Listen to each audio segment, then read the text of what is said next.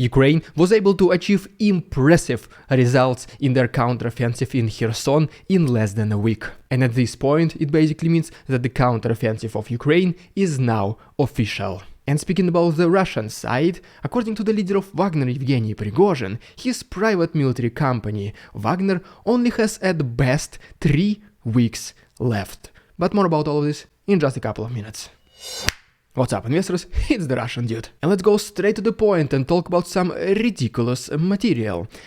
So recently we have this fortune teller or future seeker who apparently was walking in the jungles, and then somehow during his sleep another fortune teller appeared and said that America will be done. And in order for this prophecy to be fulfilled, our original fortune teller, he had to come back to, wait a second, Donbass region, which makes it just perfect for the Russian propaganda. And he had to build a cathedral. So long story short, looks like he did not even start yet.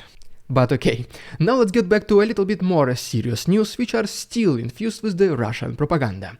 And as you might have already heard, in Russia they started issuing electronic notifications that you got summoned into the military. And long story short, the Russian authorities, they were basically saying that we will never send those things by actual paper. And well, before you even know it, some people in St. Petersburg started receiving the military summons on paper with these, let's call them adjustments, that if you do not show up in the military enlistment office within the next 20 days, you will be limited to do anything, including that you will not even be able to drive your car. The next news we're gonna briefly talk about is about the main opposition guy in Russia, Alexei Navalny, who is currently serving his time in jail. And long story short, the prosecutor started giving him another accusations that he in fact is a terrorist. And according to this law in Russia, if you're accused of this, you can receive a life sentence. And so what I honestly think is happening right here is that Putin is preparing to make a big announcement, and he does not want any opposition on the streets when he's going to do this. And speaking about the potential announcement, he might make some statements during the victory parade on May 9th, which by the way, I'll be doing the live stream of this event. And long story short, recently the soldiers who will be participating in this parade, they started receiving these booklets or like pieces of paper, which tell them how to behave in case there is a drone attack. Which allows us to assume that Russians do expect that something might happen during this parade. And speaking about Putin and that he might make some serious statements in the near future, right here is the video which we received from Moscow last night, where his convoy was rushed inside Kremlin, and as of right now, the cause is still unknown. And by the way, here is a very quick disclaimer, because YouTube flagged my previous video that I was showing some violence inside this video, and obviously the only footage which can be considered as violent is that I was showing destroyed buildings, which is obviously nothing, but YouTube decided that, well, you are a bad guy, you show prohibited stuff. And because my video got unjustifiably flagged, maybe some of you are not even able to see it in your notifications. For this reason, if something like this happens in the future, can you please like this video and subscribe to my channel and even turn on the notifications? Because the only people, according to my YouTube analytics, who received this video were my subscribers. So please go ahead and do this. Thank you so much. I also, just in case, have my second channel, The Russian Dude Clips, where I post under 1-minute summaries every single day. So go ahead and please check this one as well. Everything will be down below. And now let's really briefly talk about the Western support of Ukraine, and that almost all the Western military machines are already in Ukraine.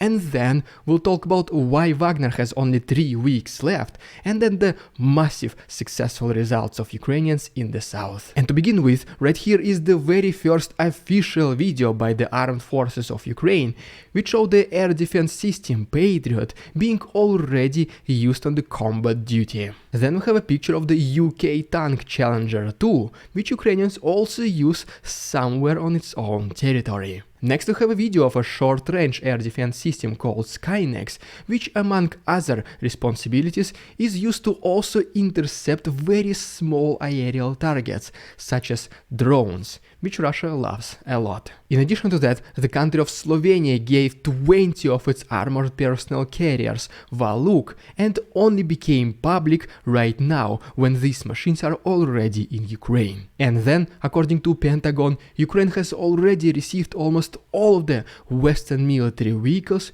which were pledged to this country, and this number is estimated to be anywhere approximately to 95 to 98%. And speaking about America, its government right now is discussing the resolution which is called the Conditions of a Ukrainian Victory. And the three main points of this resolution is that Ukraine must go towards its 1991 borders. The second is that this war must be officially over, with Ukraine joining NATO. And third is that Russia must be held responsible and help rebuild Ukraine. And besides obvious allies of Ukraine, which is America, Ukraine also started talking with China. Its President Zelensky talked with Xi Jinping on the phone, and they were discussing the current conflict. The entire conversation was about 1 hour long, and obviously we don't know any details of it, except just the main points. The first one is that China will do everything possible to make peace as soon as possible, but peace must not come with any country of this conflict sacrificing its territories. And even though President Zelensky mentioned that Ukraine and China was able to find some kind of a middle ground, it still feels like that China is trying to be kinda passive in these negotiations, not trying to offend neither Ukraine nor Russia. Right here is a very interesting picture of the different countries' military budgets and how much they increased in comparison to the previous year. And Ukrainian one increased up to 640%.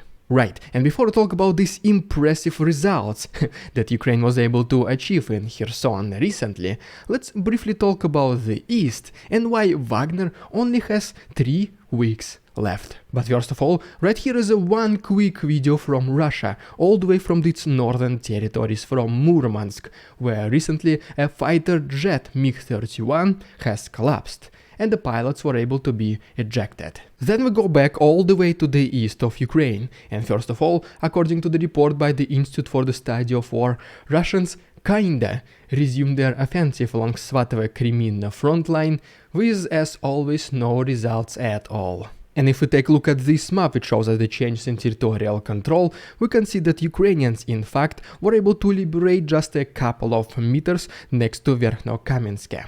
As we go a little bit more to the south, to Krasnohora, Ukrainians were able reportedly to destroy a Russian firing position along with 2 artillery systems. And speaking about the hottest point in the entire Ukraine, Bakhmut, Russians were able to achieve significant progress according to their standards in this city. But according to the Ukrainian soldiers fighting inside Bakhmut, as well as the British intelligence, the city still stands, and now the majority of the battles are happening to the northwest of this city, somewhere in Khromovo area. And the most important part is that Ukrainians still control 2 important roads which lead out of Bakhmut, the one which goes through Khromovo and another one goes through Ivanovsky, which means that Ukrainians can still resupply themselves and bring in out soldiers. And speaking about the total losses of the Russian army in the last 24 hours, Ukrainians were able to destroy 4 tanks, 11 armored personnel carriers,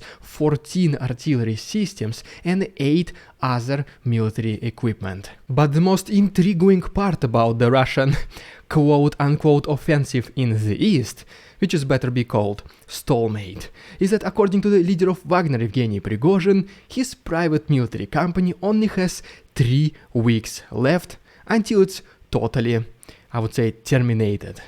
The main reason for this, according to him, is that once again the Ministry of Defense of Russia kinda suspends the supply of the ammunition to his private military company, and the soldiers are on their very last bullets. And if you remember from my previous episodes, at this very moment, it is estimated that the number of Wagner soldiers in the east is less than 6,000. 1,000. And also, Wagner soldiers are contract soldiers, which basically means that sooner or later their contracts will expire. And since Wagner was the only military unit of Russia which was able to achieve relative success in the east, as soon as Wagner is gone, the progress of Russia will be stopped completely.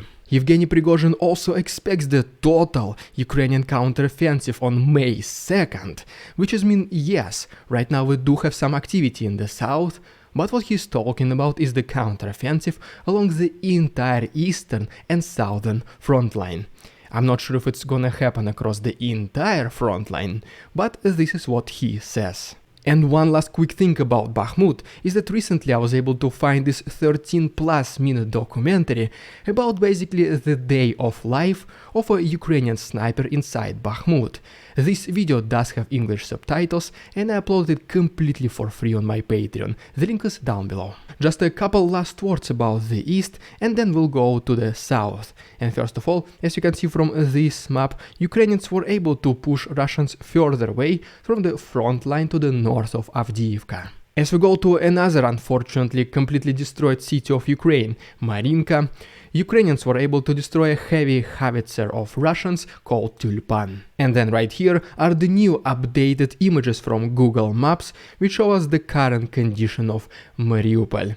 And as you can see, even though Russian propagandists they claim that the city is almost fully restored, Russians are working hard to rebuild it. It is completely not true. And now let's go slowly to the south of Ukraine, and our first stop brings us to Orikhiv, where Ukrainians reportedly were able to destroy another Russian firing position along with their artillery system to the south of this city. Then we go all the way down to Crimea, and according to the Russian authorities, all the works on Crimean Bridge, including the regular part for the cars and the railroad part, are now fully completed. Which basically means the bridge is now open to be attacked once again. Our next stop brings us closer to Kherson region, and as you can see from this video, this is the very extravagant and long extensive trench system that Russians were digging along the Dnipro river. These are more or less recent images, and as you can see, there is not much presence of Russian soldiers and their military equipment, which kinda also allows us to assume that as soon as Ukrainians started crossing the river, Russians panicked and kinda retreated to their secondary lines of defense. And what can be the best confirmation that this is actually happening, other than Russian propagandists completely denying the success of Ukraine in the south? And what they basically claim is that Ukrainians were not able to cross Dnipro river, they were not able to gain the foothold, Ukrainians are not in our line of sight, and Ukraine does not even exist at all. But so yeah, now talking about the Ukrainian side, allegedly Ukrainian partisans were able to destroy a military checkpoint in Oleshki, which as you can see right here can be another potential point for Ukrainians to cross Dnipro in the future. According to Natalia Gumenyuk, she acknowledges that the Ukrainian counteroffensive in the south is already slowly but surely is proceeding. Among her main statements that she made is that Ukrainian soldiers were able to cross the river, some of them gained a foothold, and at this very moment Ukrainians are actively destroying the concentration of Russian forces, their military vehicles and military equipment, and all of this in the future preparation for the overall counteroffensive against the south. She even characterized the progress of Ukrainians in Kherson for the last several days as impressive results. And the general responsibilities of Ukrainian forces in this place, according to her, is basically to clear the front line and the left bank of Dnipro, once again for their future comrades to make them easier crossing the river. And so, as you can see, the counteroffensive in the south is slowly but surely is proceeding, and we will see big liberations at once in the future. The same thing basically what happened with Kharkov and Kherson in the past. And all of this allows us to make the assumption that the general ultimate counteroffensive of Ukraine will happen very soon. And if you don't want to miss it, just please consider subscribing to my channel, it only takes one click. And yes, this became extremely important recently because unfortunately once again YouTube started picking up on my videos, and I just don't want you to miss any of these updates. The best way to support my channel is through my Patreon, because as soon as YouTube flags my videos, I'm not getting paid at all. You can also become my channel member and unlock exclusive emojis and badges, or just simply use a PayPal link. Everything can be found at the right and down below. Thank you so much for attention, товарищи, and see you tomorrow.